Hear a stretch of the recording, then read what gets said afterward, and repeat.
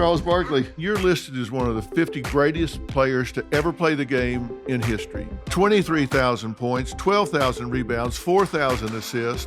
I mean, there are taller players, there are faster players, there are more physically gifted players, but yet you're in the top 5 to ever play the game.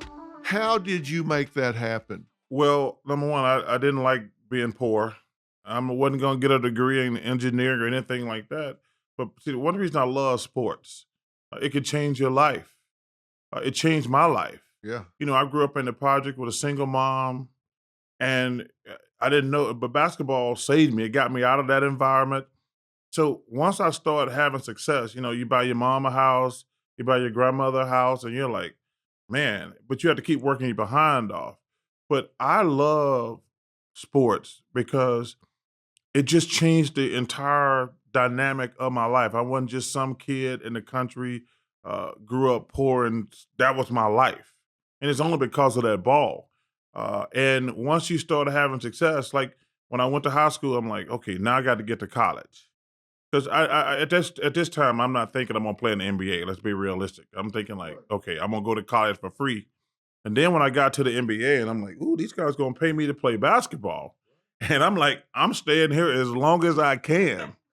I mean, I'm like, hey, it is a great living. Sports are a great living. I mean, football's dangerous, but it's still a great living because you got guys who, like I say, what would they be doing? Because people always ask me this question. I always say, I'm not going to give you no bogus answer.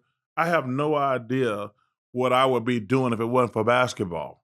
I'm not going to sit here and act like I was a great student. But basketball means a lot to me because it changed the dynamic of my life. And I tell these kids all the time, not just going pro. The reason I stress so much education, because you get a chance to do what you want to do if you get that free education. You got so many people walking around here who are in debt and gonna be in debt for a long time. To get a college scholarship to me, is the system perfect? Not even close to perfect. But to go to college for free, I think is a really big deal.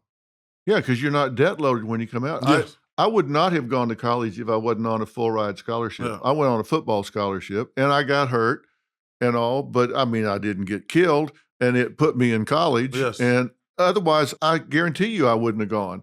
So I did go, and then I went on and got graduate school and then went on and got a doctor's degree, and here I am today. But I wouldn't have done it without sports. But that's the thing I tell these young kids. I said, first of all, I wish every kid could play pro sports. It's the greatest living ever. It's awesome. But it's unrealistic. Less than 1% of all players are going to go on to the NBA, the NFL, or Major League Baseball. And that's why I tell them, man, please take advantage of that free education. Single mother, you're in the projects. Your role models, the people you looked up to, were not the greatest role models. I mean, come on, they're criminals. But I played basketball very angry in the beginning. Yeah. I was angry at my dad. I was angry at Miss Gomez. Miss Gomez was my Spanish teacher, and I flunked Spanish. I did. I flunked Spanish. First of all, I'm trying to figure out, even to this day, 50-some years later, why was I taking Spanish in Alabama? I tell myself that all the time. I joke. So I flunked Spanish, and I didn't get to graduate. And I stood next door at the baseball stadium on the top rung by myself. And I watched the entire graduation, and I cried unmercifully for like an hour. We only had like a little over 100 people graduate. Right. And I was so distraught. And every time I touched the basketball court, I was mad at my dad for not being there. And my dad actually flew across the country to see me graduate. He was not really in my life, but he flew from California to Alabama to see me graduate. And I flunked my Spanish exam. And I didn't graduate. He was furious. And So you didn't get to walk the stage? I did not get to walk. But I stood there for 2 hours, like an hour and a half, and just watched everybody graduate. And I cried the whole time. And then I made in my mind that night, I'm going to get all these people back. It wasn't until I got older and realized, you know what? Okay, so actually what happened, remember the incident I had where I spit in New Jersey? Right. You did not spit on an 8-year-old girl on purpose. I did not. She was not your target. She was not. Well, nobody was my target. It was just stupidity on my part. But that night, first of all, I got suspended, which I should have got suspended. But I was sitting in a hotel that night, And I says, man, you got to calm down because if you play on the edge, it's just a matter of when you're going to go over the edge. Yeah. And I sit down, I said, you know what? I forgive my dad. He wasn't there. We grew up poor. It sucked. But I got to play basketball for me. Then secondly, I said, you know what? It's actually my fault I flunked Spanish. It's really not Mrs. Gomez's fault. I flunked the exam. And from that point on, my whole basketball life changed. I said, I just want to be a great player and have success for myself.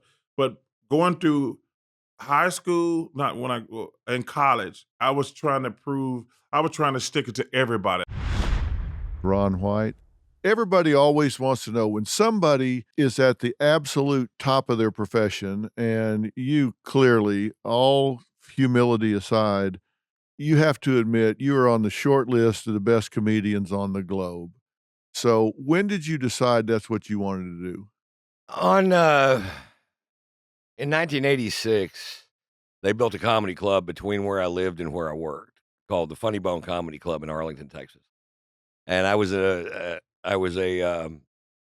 window salesman. I sold windows and doors. And a guy that I worked with, a guy named Sam Bartholomew, went to the first open mic night, and he came to work the next day and said, Ron, you're funnier than these guys, and you should go do this. And so I wrote 4 minutes of rip snorting comedy and had to audition with nobody, with the manager of the club and a couple of wait staff that were there that early. And I remember I got a laugh because one of my big jokes was my wife said, these pants make me look big. And I said, no, I'm pretty sure it's that fat ass. And which has been hacked a million times, but it was a really original piece of comedy 32 years ago. Yeah. And I just remember one of the waitresses who was just walking by just laughed out loud. And I'm like, boom, there's a laugh right there. I got a laugh. So even then, I only did it because I thought it would be fun. I never thought, and when you're from Fritch, Texas, or even Deer Park, Texas, they don't really talk a lot about the arts on career day. Yeah. They really don't. From where I was sitting, and from my dad's point of view, the best thing I could possibly end up being is a left-handed heliarc pipe welder. Right. Well, I was already right-handed, so that cuts my pay in half because, those guys work in teams. Right. So the right-handed guy does one side, but it's like a left-handed boxer or pitcher, not very many of them. So if you're a left-handed heliarc pipe welder, especially if you can do it underwater, you can make a pretty good living. Right. And so that was... I'm like, well, if I can get over this right-handedness and, so hold my breath. I hold my breath for a long time, I got quite a future. Yeah. And my dad always said, the best money is in construction. And even in Houston back then, I'd look at those skyscrapers. I go, well, what do those guys do? Yeah. Somebody else got to be doing something besides welding. Yeah. And so I was a pipe fitter's helper for a while. And I was pretty good at that, but I never really became them. So when was the first time you got paid for doing comedy? Did you get paid for that in 86? I don't think it was 86 because that would have been September 17th, 86. So I'm just over 32 years into it now. Yeah. So it probably would have been around February or March of the next year. I got paid to do this place called Corky's in Killeen, Texas. Which is where Fort Hood is. Oh, yeah. So Corky's was really one of the funniest things I ever said. I said then because I was setting up a joke and I mentioned that there were 40,000 men stationed at Fort Hood, which there is. And this really well-dressed drunk lady hollers out, every one of them's a bad fuck. And I said, boy, it seems like after about 39,000 times, you start to go, maybe it's me. Maybe I need to read a book, And so I think I made $40 or something for that couple of days, or maybe it was more than that. Maybe it was $80 maybe it was 40 a night. I don't really remember. Yeah. But it was still, I was getting paid for doing something that I considered to be just fun. Kathy Bates. I guess they probably have already told you, you are my absolute number one actress in the entire world. No, they didn't tell me No, they that. didn't tell you I that? hope you got that on film No. because I want to play that back. Now, 6 years ago was when you got diagnosed, right? Yes. And did this come out of the blue for you? Sometimes I feel like life is a poem and God's the one that's writing it. I had been in France. My show Harry's Law had gotten canceled, and it was a real sock in the gut. And I went to France to visit with a friend of mine, and we went to the South. And it was so interesting looking back, because when we were driving, I had both feet pressed against the floorboard. It was like my body was telling me, stop, don't go, turn around, go back. This is wrong direction, wrong Really? direction. And I stayed there a few days, and then I promised to go to Sloan Kettering for a breast event, and they wanted me to speak there. Then I remember my speech was about surviving ovarian cancer and feeling so great, and how it's so great when you have cancer, and this happens, that. And then the next day I went home, and I had an MRI because I was feeling a little weird. And then when I got home, my doctor was calling me, and he said, you have a tumor. And I said, make it a double, because breast cancer runs like a river in my family. And so went through it. It was harder than going through than ovarian. Really? Yeah, for a lot of reasons. My mother had a radical. I had seen her arm swell badly. And back in the 70s, I didn't know what that was. I just knew that it changed her life completely and broke her spirit. How old was she?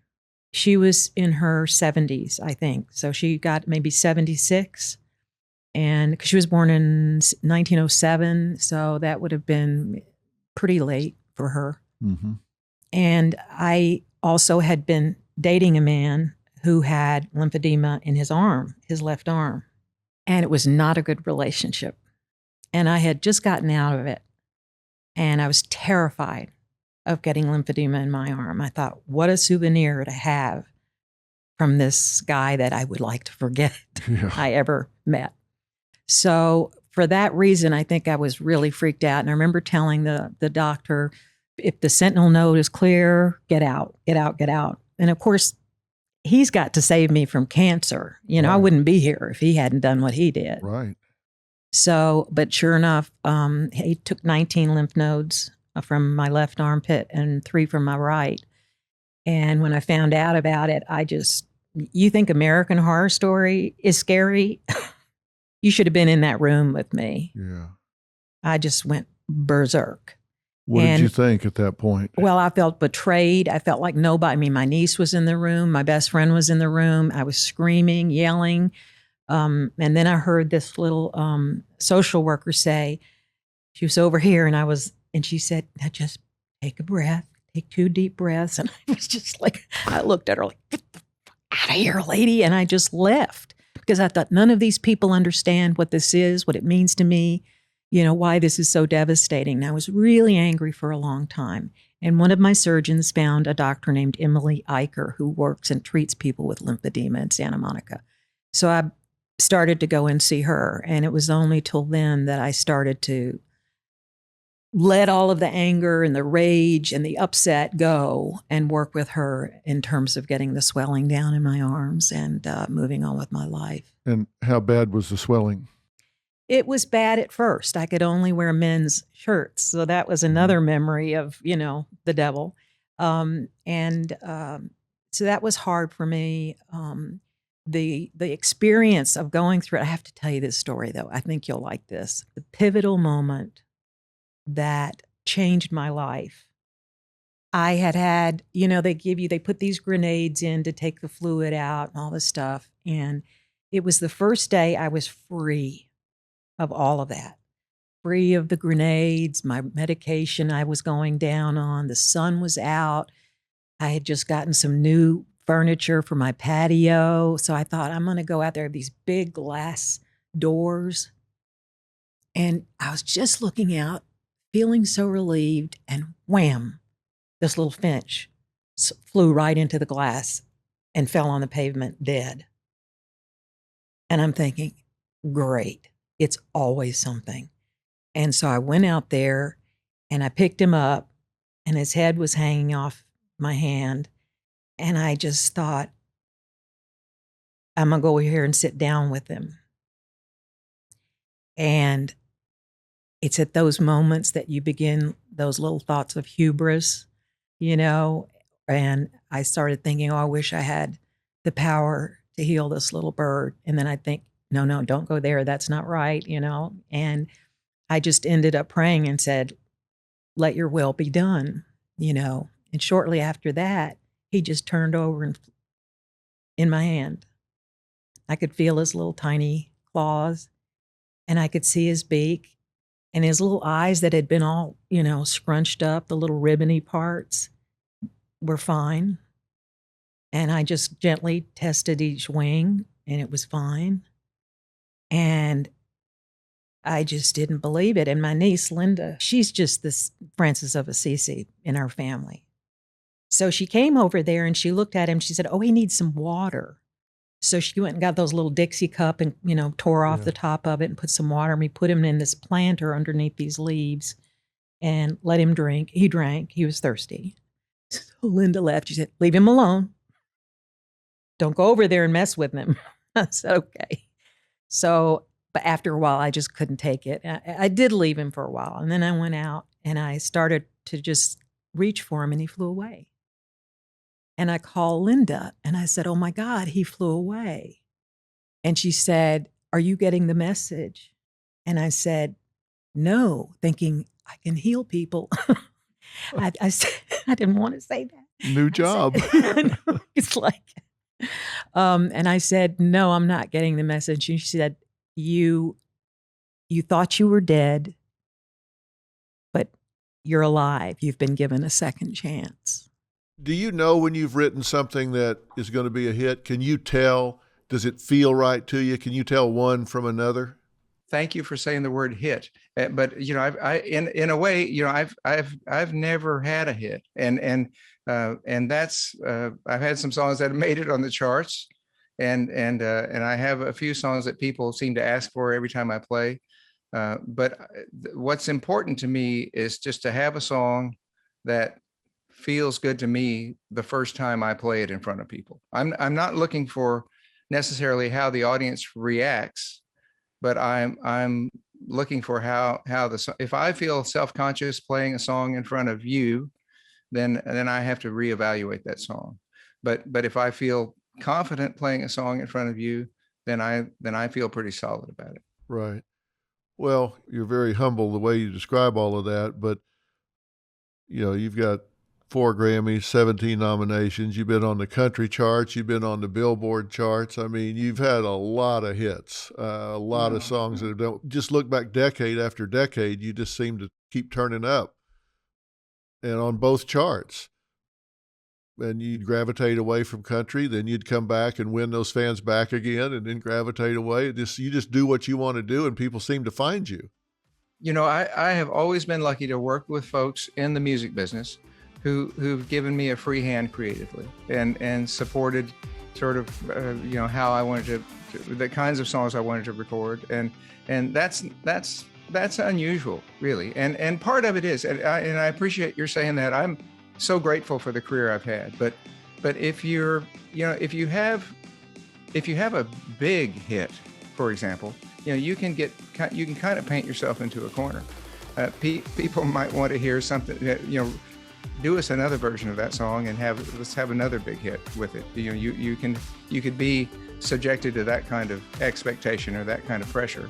And I've worked with folks that have helped me to do what I want to do. And that's a wonderful feeling.